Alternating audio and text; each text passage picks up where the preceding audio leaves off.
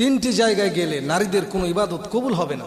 আজকে আমাদের জানতে হবে যে এমন কোন তিনটি জায়গা যেখানে কোনো নারী যদি প্রবেশ করে ওই নারীর কোন ইবাদত কবুল হবে না। এক নম্বরে আজকে দেখা যাচ্ছে দুনিয়ার মধ্যে কিছু মহিলা এমন আছে যাদের বিবাহের পরে 5 বছর 10 বছর বিবাহ সাথী হওয়ার পরে ছেলে সন্তান যখন হয় না তখন ওই মহিলা গণকের কাছে যায়। এক নম্বরে নবীজি বলছেন যে 3 জায়গার 1 নম্বর জায়গা হলো কোনো মহিলা যদি কোনো নারী যদি গণকের কাছে প্রবেশ করে, গণকের কাছে যায় এবং নিজের ভাগ্যের কথা বলে তার কাছে গিয়ে, নবীজি বলছেন ওই মহিলার কোনো ইবাদত কবুল হবে না। আল্লাহর নবীজি বলেন দুনিয়ার মধ্যে কোনো নারী যদি 3টি স্থানে প্রবেশ করে, 3টি স্থানে যায়, তাহলে কোনো ইবাদত কবুল হবে না।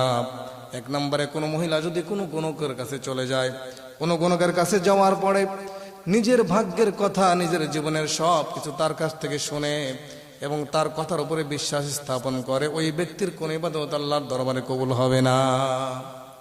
2 নম্বরে নবীজি বলছেন যারা হাতের রেখা দেখে ভাগ্য গণনা করে বা টিয়া পাখি দিয়ে ভাগ্য গণনা করে, এমন মহিলা, যেই মহিলা যারা হাতের রেখা দেখে ভাগ্য গণনা করে এবং টিয়া পাখি দিয়ে ভাগ্য গণনা করে, এমন স্থানে যদি কোনো মহিলা প্রবেশ করে ওই মহিলার ইবাদত কবুল হবে না।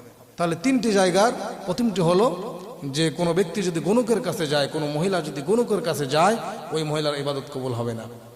2 নম্বরে টিয়া পাখি বা হাতের রেখা দেখে যদি ভাগ্য গণনা করে এমন কোনো ব্যক্তির কাছেও কোনো মহিলার যাওয়া যাবে না। 3 নম্বরে নবীজি বলছেন দুনিয়াতে কোনো নারী যদি হিন্দুদের মেলায় প্রবেশ করে, হিন্দুদের মেলায় গিয়ে হিন্দুদের ব্রাহ্মণদের কাছে যায়, হিন্দুদের আড্ডাখানায় যায়, হিন্দুদের মেলায় গমন করে, এই মহিলার কোনো ইবাদত কবুল হবে না। নবীজি বলছেন দুনিয়ার ভিতরে সবচাইতে জঘন্য গুনাহ হলো শিরক, সবচাইতে মহা পাপ হলো শিরক। এই শিরকের চাইতে বড় গুনাহ আল্লাহর কাছে আর কিছু হতে পারে না।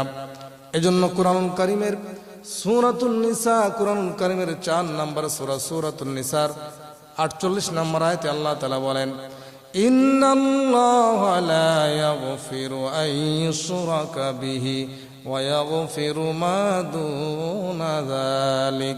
আল্লাহ রাব্বুল আলামিনের কাছে সবচাইতে বড় গুনাহ হলো শিরক। এক পর্যায়ে দেখা যাবে হাসরের ময়দানে আল্লাহ মানুষের জীবনের সব গুনাহগুলো মাফ করে দিয়েছে, কিন্তু যাদের আমল নামায় শিরক পাওয়া যাবে ওই ব্যক্তিদেরকে কখনো মাফ করবে না। এজন্য কুরআনুল কারীমে বর্ণিত সূরাতুন নিসার 48 নম্বর আয়াত থেকে বোঝা যায় যে যেই স্থানে শিরক হয় বা এমন কোনো কাজ করলে যেটা শিরক হয়, আল্লাহর সঙ্গে সামঞ্জস্যশীল যেই কাজটা আল্লাহ পরে, এটা যদি বান্দার উপরে বিশ্বাস রাখে আর ওই বান্দার উপরে, ওই বান্দার নিকটে যদি কোনো মহিলা এবং কোনো পুরুষও যদি গমন করে, তাহলে এটা হবে সবচেয়ে ঘৃণিত কাজ। আর এমন কোনো কাজ যদি কোনো নারী করে ফেলে তাহলে ওই নারীর কোনো ইবাদত গ্রহণযোগ্য হবে না। সম্মানিত হাজিরিন, আমাদের মনে রাখতে হবে যে 3টি জায়গা। 1 নম্বরে কোনো মহিলা যদি গণকের কাছে যায় ওই মহিলার ইবাদত কবুল হবে না। 2 নম্বরে কোনো ব্যক্তি টিয়া পাখি বা হাতের রেখা দিয়ে যারা ভাগ্য গণনা করে এমন কোনো ব্যক্তির কাছেও যদি কোনো মা বোন, কোনো নারী প্রবেশ করে ওই মহিলার ইবাদত কবুল হবে না। 3 নম্বরে হিন্দুদের মেলায় যদি কোনো মহিলা গমন করে ওই মহিলার ইবাদত কবুল হবে না। আল্লাহ তাআলা আমাদের মা বোনদেরকে যে 3টি জায়গায় যাওয়ার জন্য নবীজি নিষেধ করলেন, এই 3টি স্থানে যাওয়া থেকে বিরত থাকার মতো তৌফিক আল্লাহ তাআলা দান করেন।